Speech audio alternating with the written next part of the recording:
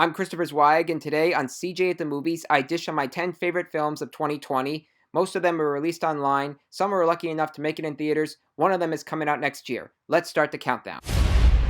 Power. Black power. I like the sound of that. At number 10, One Night in Miami, Regina King makes her directorial debut of Ken Power's play about four African-American celebrities in a motel in Miami who discuss about their ambitions in life as well as the realities around them. Ellie Gorey plays Muhammad Ali, Kingsley Benadir is Malcolm X, Leslie Odom Jr. is Sam Cooke, and Aldous Hodge is Jim Brown. It's how King guides them that makes this film version riveting.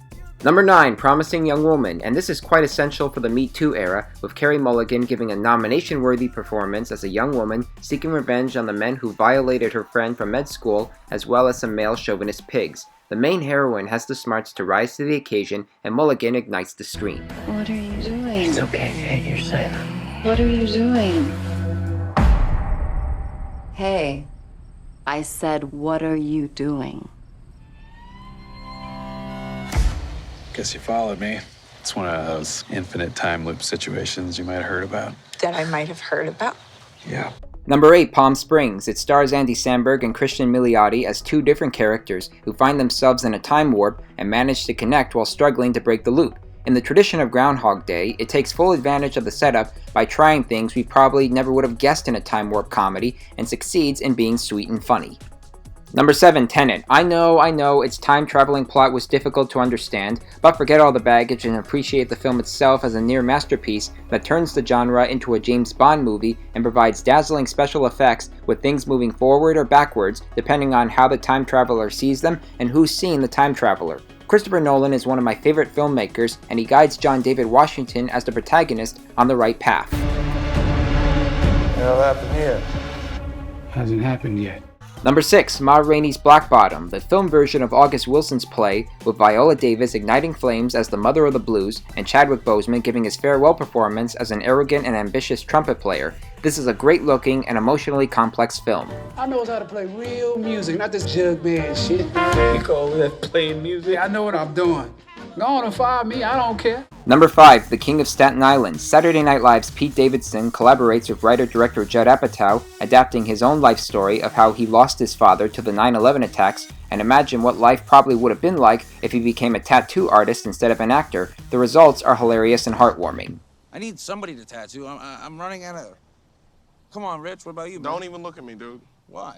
Your work is mad inconsistent. Obama ain't right. I got the eyes wrong, okay? He's not right. We've dealt with jury tampering, wiretapping, a defendant that was literally gagged. Get your hands off me. You're the first to suggest that I have discriminated against a black man. Number 4, The Trial of the Chicago 7. Aaron Sorkin's full-throttle epic focuses on anti-Vietnam War protesters during the 1968 National Democratic Convention in Chicago. You have an all-star cast including Sacha Baron Cohen, Eddie Redmayne, and Frank Langella, as well as some powerful dramatizations of what went down and who took the heat.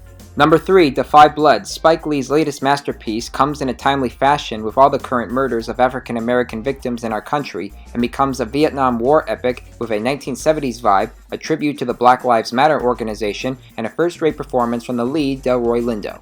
I see ghosts. What happens to all of us, man? Number 2, Nomadland, directed by Chloe Zhao and starring Frances McDormand in the best performance of the year as a once successful woman who loses her job and her husband and decides to live the remainder of her life as a nomad. The movie incorporates themes from The Grapes of Wrath and stands alone as a radiant, sentimental, and profound movie that distinguishes houseless people from homeless people. My mom says that you're homeless. Is that true?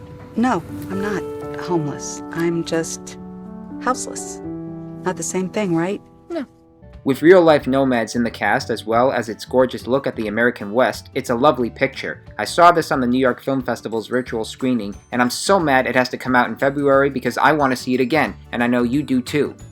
As much as I adored all those movies, my absolute favorite this year was Soul. The latest Disney Pixar animated feature brings some existential ideas to life and introduces us to Pixar's first African-American main protagonist who dreams of becoming a jazz musician and ends up in a coma where he comes across a dazzling world of where you go when you die and where you come from before you're even born. Is this heaven?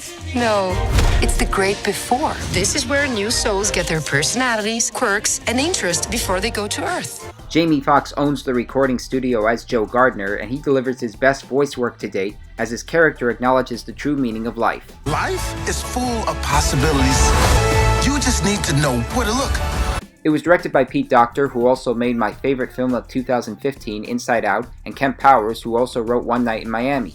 These two are geniuses for providing African-American themes, a story for both kids and adults, and a certain kind of magic that makes it a wonderful movie. I loved every minute of it. I'm glad it's on Disney Plus because I want to watch it again.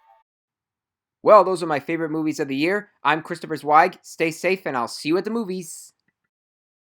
For more amazing content, please like and subscribe to my channels. You can also read my reviews at cjatthemovies.com and listen to my podcast reviews at newhdradio.com.